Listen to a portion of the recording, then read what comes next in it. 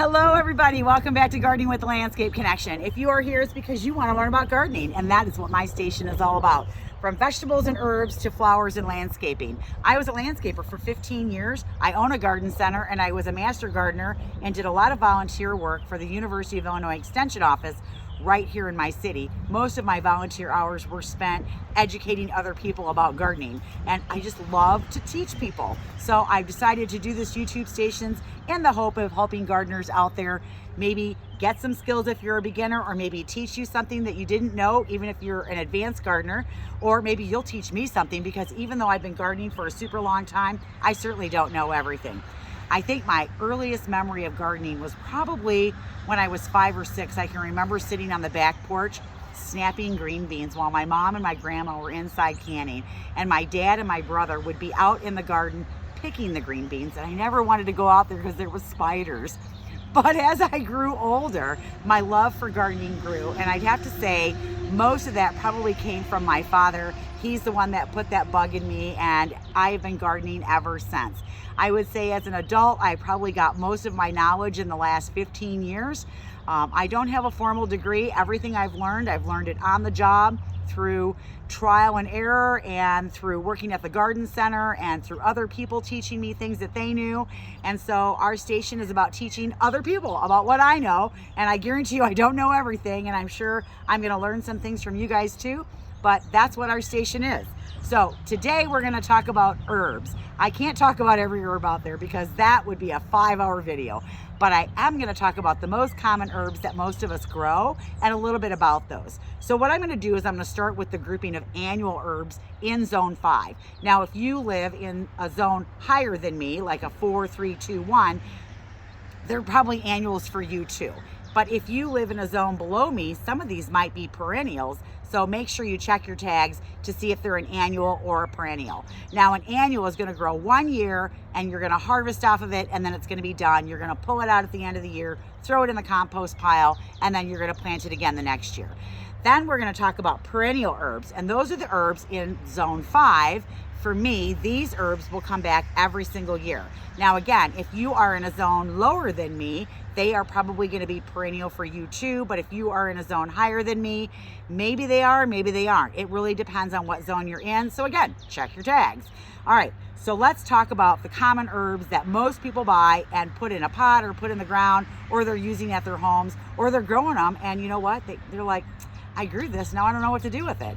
So as we progress further in the season, I will teach you some different things that you can do with your herbs. But today we're just going to talk about some of the herbs. All right, so first, let's talk about cilantro. That's my first one on the list because it's one of the ones that we grow early on. It is a cool season herb. It wants to grow when it's cool out. It does not like the heat of the summer. And when it gets into the upper 80s, lower 90s, this has a tendency to just bolt out or stop growing, and they're done. They're not flavorful anymore, and you might as well just pull them out and wait till the temperatures cool back down in the fall and grow them again.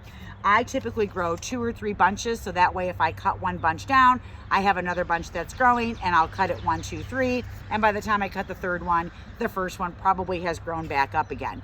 Now, cilantro, you either love it or you hate it. I don't think there's any in between with cilantro. It's really super easy to grow. You can grow it from a transplant, or you can grow it right in the ground from seed, and you can start those sometime in April usually. Now, because it's such a short growing season, I like to start mine as early as I can, and or I will start a plant. This year I'm starting plants because, oh my gosh, the spring has been so horrible.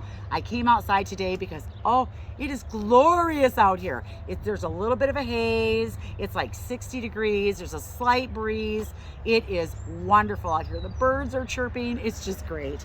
All right, the next one I'm going to talk about is parsley. Now, there's 2 different kinds of parsley. We've got our Italian flat leaf parsley, and then we've got our curly parsley. Now, curly parsley is actually a biannual. It'll come back the next year if you let it, but it's not as good, and I think it's a little bit bitter. So I treat both of these as annuals. Put them in the ground. For the most part, these are going to want to be probably 12 inches apart, and they're going to get 12, 14 inches tall. You can cut on them throughout the whole season, and then at the end of the season, I just dig them up and they're done. You can grow them in the ground, or you can grow them in a pot. I think they actually grow better on the ground. All right, The next one we're going to talk about is Mexican tarragon. Now there's French tarragon as well, and I don't grow the Mexican tarragon, but I know a lot of people ask for it in the greenhouse. We have a fairly large Hispanic community in our area, and so they come and they buy this. I like to grow the other one, the French tarragon, because that one actually is, hold on. All right, I was gonna let that truck go by. Okay, because that one actually is a perennial, and we'll come back here. But this is the Mexican tarragon, and it's gonna grow 18 to 24 inches tall, and it wants ordinary well-drained soil, and you're gonna harvest that as well. I'm not sure how to use this one. I've never used it. I'm gonna actually grow one in my herb garden this year and find a recipe, and I'm gonna find a way to use it. I'm not sure yet, but I'll find out. All right, the next annual herb that we're gonna talk about is basil. So basil is not wanted to be, Basil does not want to be planted when it's cold outside. It only wants to be planted when it's warm. So you want to make sure that there's no cold nights, and before you bring it outside, you might want to harden it off for a couple days, get it used to being outside. You want those temperatures well above 50 all the time. It wants warm soil. The other thing is, when you buy basil at the grocery store, don't stick it in your refrigerator. It will turn black. Leave it on the counter. Now there's all kinds of basil or basil. I'm not sure the right way to say it. We say basil. But we've got this beautiful red rum here. Isn't that great? And then look, we've got a cinnamon basil, there's Thai basil, sweet basil, there's a spicy globe basil, I've seen pineapple basil. But what I wanted to show you is this new one that I just got. So I planted this last year. I loved it, and I'm gonna plant it again. It's called Pesto Perpetuo. Pesto Perpetuo. Well, anyways, it is this beautiful variegated basil, and it doesn't flower. So I don't have to go out every 3 or 4 days if I'm not using the basil and keep the flowers pinched off of it, because that's one of the things with basil that you want to make sure that you're doing. You don't want those flowers to get on there, because then the leaves will start to get bitter. So for example, this one here is starting to flower right here. And what I'm going to do is I'm going to come down here to the next set of leaves, these little baby leaves right there, and I'm going to pinch those flowers off. Oh, that smells so good. Okay, because that, you don't want it to flower.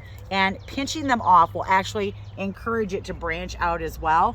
So that's one of the things with basil that you do want to make sure that you're keeping up on if you're doing it. Now, the next one that I like to grow is lemongrass. So this is lemongrass, and lemongrass can get really big. So if you're gonna put it in a pot, remember that lemongrass can get 24 to 36 inches. That's pretty big, that's 3 feet. And so in the ground, it will definitely get 3 feet, and I've had it get bigger than that in the ground. It's a beast. Now, a lot of people say that, oh, I need the lemongrass, it will repel all the mosquitoes. I'm telling you, one little plant like this isn't gonna repel every mosquito in the neighborhood. You actually are gonna need quite a few of these to be able to get that to repel mosquitoes for you, but it's still a beautiful attraction to put in the garden. And even if you don't have an herb garden, it's nice in the landscaping as a nice annual grass. It's got this beautiful green strappy foliage to it, so it's absolutely beautiful. Another annual herb that's pretty common that people grow is dill. Okay, so a lot of people grow dill, but be careful. See that flower on the top there? Don't let that baby go to seed, because dill can freely seed everywhere in your garden. And the next thing you know, you've got dill everywhere. Now, you can pick the leaves off the dill, and you're gonna go ahead and use those. I just snapped this flower off because I'm not ready for dill to go to seed. Now, if I decide that I want it to go to seed, I'll let it. But then what I do is I take a paper bag and put it over the little flowers, cut them off, and then let them finish drying in the bag. And that way I don't get the seeds all over my garden. Dill needs a lot of water. It's probably the most water hungry of all the herbs. Most of the other ones, you know, they can grow in really crappy soil. They can go without water for a little bit. I mean, if you want beginner stuff, herbs is the way to go, because they're pretty forgiving. I mean, you can't totally neglect them, but they are probably the easiest to grow. So there's our dill. So these are some of the annual herbs that you're gonna find that you can grow. Now I'm gonna switch out real quick, and I'm gonna get the perennial herbs. I'll be right back. Let me just pause this. Okay, and we're back, and I've switched the trays out, and now I'm to perennial herbs. I did want to show you one other herb that I brought in though, and this is a silver dollar eucalyptus. Now this actually grows in, I think, zone 8 through 10. Yes, 8 through 10. And in that zone, this can get 6 to 10 feet high. That's crazy. It's an herb, and it'll probably become a woody shrub at the end of the day. But here, I am going to put this in our cut flower garden in the hopes that I can get it big enough that we can use it for our flower mixers. So that's just absolutely gorgeous. And I'll tell you, when I bring this in from like my vendors, a bunch, which only has maybe 6 or 7 stems on it, you know, when I sell that for $25 a bundle. That's how valuable this is. So I'm gonna definitely try and grow this and see if I can get this to get big enough to cut on it in the amount of time that I have to grow it. Okay, now let's talk about perennials. Okay, so there's a lot of perennial herbs out there. We're gonna just talk about, again, some of the most common ones out there. And I'm gonna start with the one that I wanna give you a little bit of caution about, and that is mint. Mint is a perennial, and I'll tell you, if mint's happy, it can take over the world. It will spread all over the ground. So if you want that, great. But if you don't want that, I highly recommend that you put this in a pot. Again, make sure it has drainage, and they have little tendrils on them. So I have another one here. This one's peppermint. But see how it's got that long tendril on there? So if this grows into the ground, it will root right where it touches the ground. It doesn't have to be buried. It just has to be touching the ground. It'll start to grow roots, and the next thing you know, the mint is all over your garden. So be very careful. If you want mint to be a ground cover all over, that's great, but just know it's pretty aggressive. I always plant it in a pot. I always treat it like an annual, but I do grow it because I do like it. I use it in a lot of different things, from infusing to waters to cooking to infusing oils and vinegars. So it's got a great place in the kitchen. I just don't want it all over my garden, therefore I keep it in a pot. Now, the next one that we grow that is a perennial is sage. So there's a lot of sages out there. There's a tricolored sage, a purple sage, a garden sage, lots of different ones, white sage. A lot of times people grow these and they use their leaves for incense burning. I use it for cooking. If you ever think about, you know, sage sausage, sage stuffing, it is a really, really nice herb for cooking. Now, sage is one of those perennials that you don't want to cut it back in the fall. You actually want to wait till you start to see new growth in the spring, and then you're going to cut it back. It's kind of like lavender. I do that with my lavender as well, to make sure that I protect the crown a little bit over the winter. Now, here is the French tarragon that we talked about. This one's pretty little. I have some growing in my herb garden. I'll show you that's a little bit bigger, but I love French tarragon. It is so flavorful on vegetables, fish, chicken. It just has this nice, light, mild flavor. It's kind of hard to describe. I just really like it. But there's the French tarragon as well, and it will come back in my area. All right, then we've got thyme. Now, thyme is a low ground cover. It can actually take some foot traffic. This is our golden lemon thyme, and if you look real close, you can see the edge of the leaves are kind of variegated, and this is your old-fashioned regular English thyme. Now, thyme is one of those herbs that is very multifunctional, and you can use it for a lot of things. It's not my favorite. It's not my go-to. Every once in a while, I'll use it. I have one of each that I'm gonna grow in the garden, but it's not like my favorite thing to use. So I like to grow what I use, but I do like to have it as a nice little ground cover. It is really pretty. So we're gonna grow some of that this year too. Now, the next one that I'm gonna grow is chamomile, and this is a Roman chamomile, and it's gonna grow and it's gonna get pretty big. So a patch of it will get about this big, and it's gonna get about this high, and it's gonna get these little white flowers all over it with these yellow button centers, and you pop the flowers off, and I dry them in a shoebox, and then you can make hair rinse with it, tea with it, all kinds of different things you can use chamomile flowers for. So when those come out, I'll show you how to harvest those. All right. Another one is oregano. And so oregano here will come back every single year. We have the Greek oregano, so that I use in a lot of Mediterranean cooking. And then I have the Italian oregano, and I like to use that in my pizzas, my pastas. And here comes a truck. I'm gonna pause us. Okay, I can tell all the crews are starting to come back over there because I can hear all the big trucks coming in. It is not normally this noisy. The problem is that we have 2 roads that lead to the road that we are on, and one of them is closed because they're doing bridge work. So all the traffic is coming right by the store, which means that all the trucks are coming too. So we have to put up with the truck noise. So back to oregano. So we have the Italian oregano, which I like to use in like spaghetti sauce and pizza sauce, things like that. That's what I like this for. And then my husband likes spicy food. So they have a hot and spicy oregano, and I grow that one too. All right, then you've got your rosemary, and there's different kinds of rosemaries out there. In some areas, rosemary is actually a tender woody perennial. I would say probably in zone 8 and lower.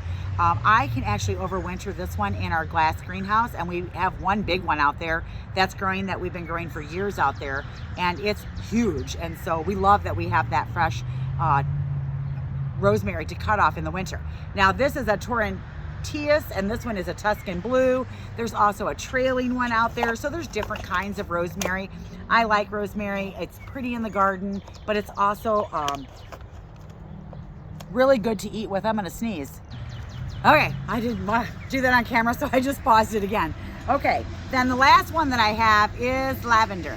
And so lavender has a lot of purposes. This is an English lavender. There's also Spanish lavender, French lavender. And what I find is some of the Spanish and French lavenders kind of have a more pungent smell. The Munstead and the Hitcoat are the two that I grow here. They are perennials. And again, I don't cut these back until they start to come back up in the spring, but those are perennials here for me as well. And then there's lots of things you can do with the lavender. So those are just some of the most common ones that I see people buy out of the garden center. Oh, the only other one I was going to show you is chives, but I didn't bring any out in pots because I actually have it growing in the ground. And I was going to show you what the difference is between garlic and onion chives, because they actually look really different once they're in the ground. When you're in the garden center and you got the little pots, they look exactly the same. Now, some people will say, I can't tell the difference in flavor, but if you use enough of it, you can taste the flavor difference. And the garlic chive is going to be a bigger, strappier, flatter leaf, and the onion chive is going to be more of a slender, cylindrical leaf. And so I'm going to go show you those. So hold on, let me grab the camera and we'll go take a look. Okay, so this is my herb garden here, and as you can see, things are just starting to wake up. The chives have already woken up. I have a lot of trees around, and I have a very unique situation in my backyard. Let me kind of come up here real fast. In that I have this great big maple tree right here. I used to have one right here, and I have another one right there. And the sun travels over my house and it sets on the other side of these arborvitaes. So I have shade, sun, shade. It's pretty cool because then I can have quite the unique garden going on back here with a lot of shade things going on over there, shade things going on over here, and then I've got the full sun right in the middle. So what I decided to do was, this used to be all sloped, so I created a tiered garden in here, and I can have my herbs right here.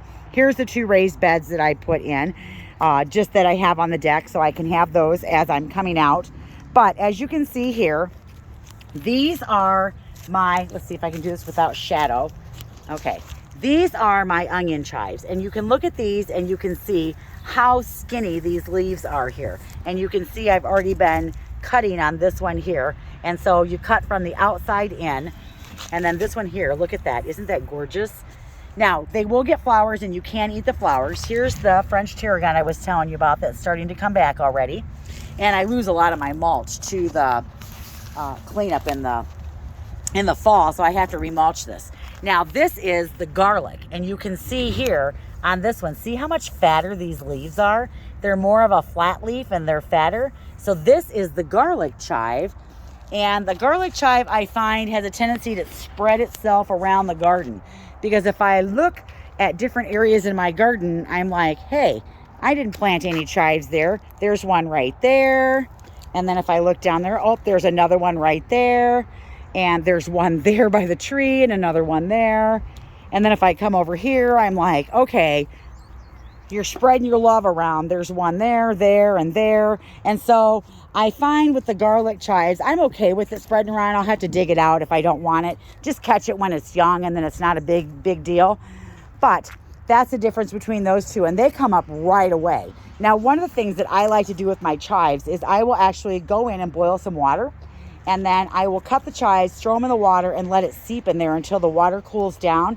Then I'll take those chives and I'll strain them through a fine mesh strainer into a spray bottle, and then I will use that chive water and spray it on my Monarda and my peonies, which have a tendency to get powdery mildew here. So that's one of my preventatives that I use. It works pretty good for me. The biggest thing is you got to do it often, and you have to make sure that you're doing it after it rains for sure. So look at that. Those are all my beautiful herbs right there. Oh yeah, gorgeous. Okay, so that's all I've got for herbs right now. But you know what? We will talk about herbs again. I'm going to be planting this herb garden up, so you'll be able to see that when it's done. And then as we're picking different herbs and doing different things with the herbs, I'll bring you along and show you what I'm doing with them. And if you're interested in that, that's totally awesome, because you'll learn some things. And then I bet, you know what? I bet you do some things with the herbs that I don't know anything about, and I would love to learn. So I'm always messing around with stuff in the garden and looking for really cool ways to use the herbs. I love herbs. I guess I just like things that are natural versus things that aren't. And we try to keep it as organic as possible over here in the garden. I don't use any chemicals. Herbs don't really need to be fertilized. Think about it. When you go over to Italy or the Mediterranean area, they have herbs over there growing in the cracks of the sidewalk and in craggy areas in rocks and stuff. And that would be like your lavender, sage, oregano. What are some other ones? Oregano, sage, rosemary, lavender. They just kind of grow wherever. So they'll grow in crappy dirt. They do need sun. Cilantro is probably the one that probably could use a little bit of shade to stretch the season out a little bit. But they need water, they need sun. But yeah, you can just grow them and they'll just grow. So if you're a beginner, great way to start. But remember, don't let that mint take over your world if you don't want it to. So I'm Michelle with the Landscape Connection. Thanks so much for tuning in and watching. Stay tuned for our next video. Keep on gardening. We'll see you in the next one. Bye now.